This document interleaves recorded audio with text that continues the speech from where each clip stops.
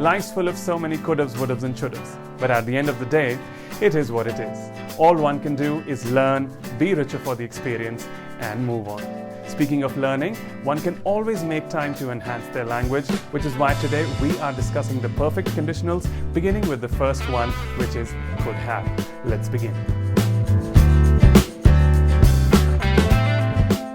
Alright, so before getting into could have, a quick look at the basics first. So we've got the reason why they are called the perfect conditionals. They are called so because of the usage of the auxiliary verb have. And secondly, it's extremely important to realize that the perfect conditionals always refer to the past. So if you've got a perfect conditional in your sentence, such as should have, would have, could have, it is a sure thing that the sentence is talking about the past.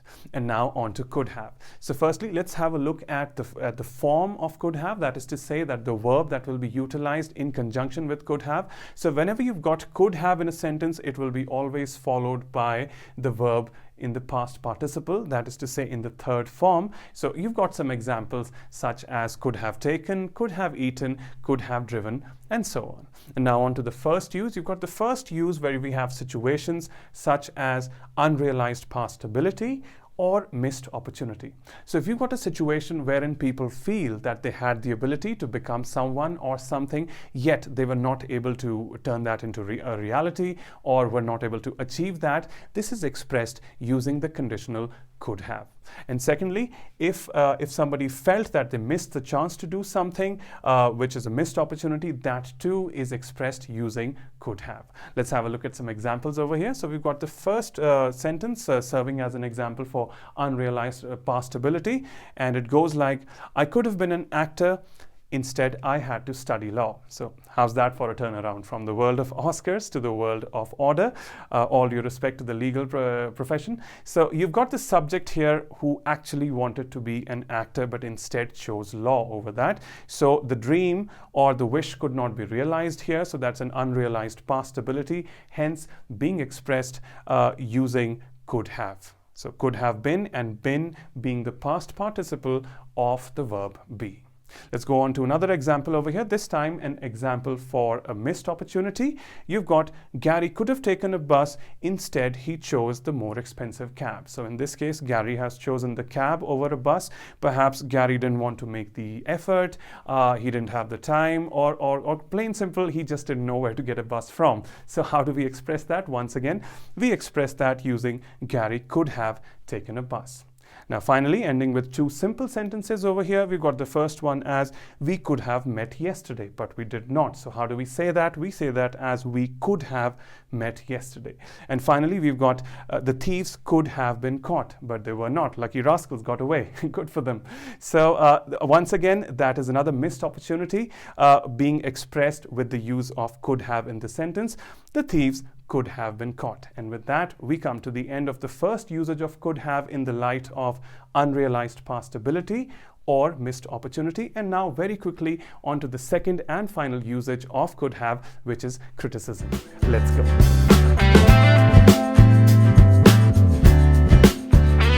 Now the form could have is also used when you wish to disapprove of the actions that somebody did or the choices that they made, which is to say that the subject did have a better course of action to choose from, nonetheless they did not avail it. Let's have a look at some examples over here.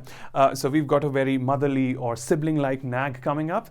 You have the sentence as, you could have got up and helped me, but you just sat there. Now, I sure have been there. So over here, the subject did have the opportunity to be a good boy or a good girl, get up and help, yet they chose not to do so. So how do you express that? You could have got up and helped me. So that's the first example. Coming on to the next one, we have, he could have made something of his life, but he wasted it all away with alcohol. So moderation is the key. Okay, then we got the final example over here. Jack could have scored higher, but he did not read the question properly. So perhaps you're a little upset with Jack over here for being a tad careless. And how do you express that? You express that using the conditional could have and the sentence, Jack could have scored higher, but he did not read the question properly. And that's all the uses of could have. We quickly move on to the next conditional now on the list, which is would have. Let's begin.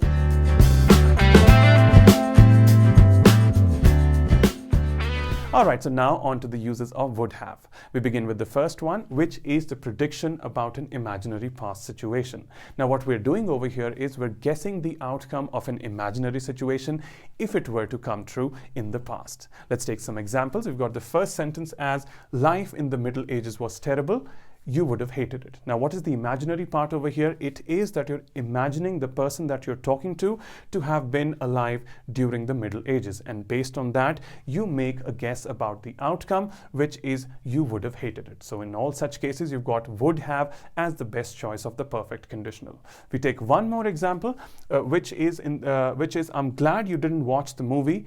You would have been terrified. Now, once again, the imaginary aspect of this sentence is that you're imagining that friend who actually missed the movie to have been present in the movie hall. And based on that, you conjecture or you guess the outcome using would have once again as you would have been terrified. So that's the first use for would have, which is the prediction about an imaginary past situation. Now, before moving ahead, a very important note over here. Now, in such situations, it's very easy to be misled between the uses of could have or would have, because you could have easily gone ahead and framed the sentence as, I'm glad you didn't watch the movie. You could have been terrified. Fine, granted, could have is used for past possibility. Nonetheless, I'm going to show you exactly why would have is the better fit of the two. And this calls for a clear-cut distinction between the uses of could have and would have. So we've got could have over here, which is used mostly to express past ability or the past possibility, while you have your would have, which is always interested in the outcome. Now, let's study these sentences in the light of these differences. Now, in both the cases, you are not more interested or you're not too keen about actually wanting the person to be alive in the Middle Ages. Neither are you too keen on the fact that the person was actually in the movie hall. What are you more keen on? You are more keen on the outcomes of both the situations, which are you would have hated it and that the person would have been terrified. So like I said, would have is always more interested in the outcome. That's why we've got would have working as the best perfect conditional in these two sentences. So whenever you've got a confusion between could have and would have, always ask yourself whether the sentence is more interested in the possibility or in the outcome. And if you've got outcome as the answer, then would have is definitely the way to go. And now we move on to the second use, which is for the opposite of what happened. Now, what do we do in such situations? We always check the truth of the present situation, and if we want to compare it with the opposite of that, we always employ the use of would have. Let's have a look at some examples for this. You've got the first sentence as, if I'd seen you walking, I would have certainly stopped the car. Now, let's check the truth of the present situation, which is that the car was actually not stopped. But if I'm to imagine the reverse of that situation, I would do that with the use of would have. So you've got the reverse as, I would have certainly stopped the car. So there you go. That's the first sentence. A similar example, you've got, had he been disciplined as a child, he would have grown up into a fine individual. Now, once again, doing a reality check over here, the truth of the present situation is that the person has unfortunately grown up into an uncouth or uncivilized individual. However, if we are to imagine the opposite, once again, we would do that with the use of would have. So you've got that sentence as, had he been disciplined as a child, he would have grown up into a fine individual, which is the opposite of the current truth, which is that the person has grown up into an uncivilized human being, making would have as the best way to go.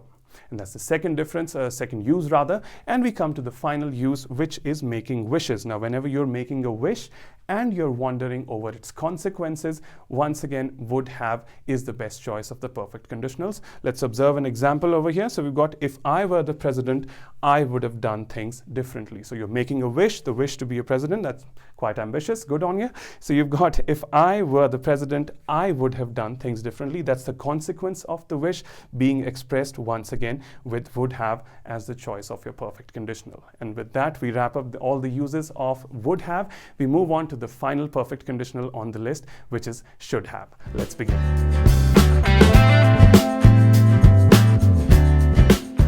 All right, so on to the final section, which is about should have. Now, the good news over here is that should have is far more straightforward than your could have and would have.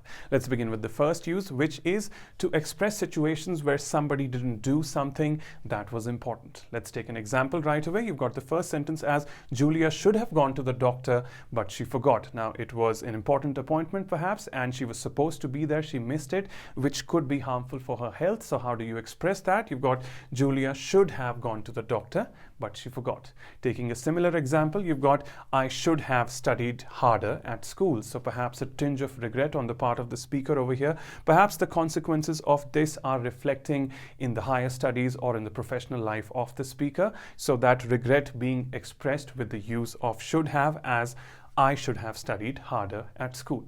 And finally, we come to the second and final use, which is to express if somebody did something wrong. Now, if something is generally considered wrong or is morally unfit to do, once again, we employ should have, this time in its negative form. Let's have a look. You've got, you shouldn't have hit the poor puppy. Ah, the poor sweet thing. So in this case, it was wrong to hit the animal. So you employ the negative of should have, which is shouldn't have, making the sentence as you shouldn't have hit the poor puppy because it was not the right thing to do.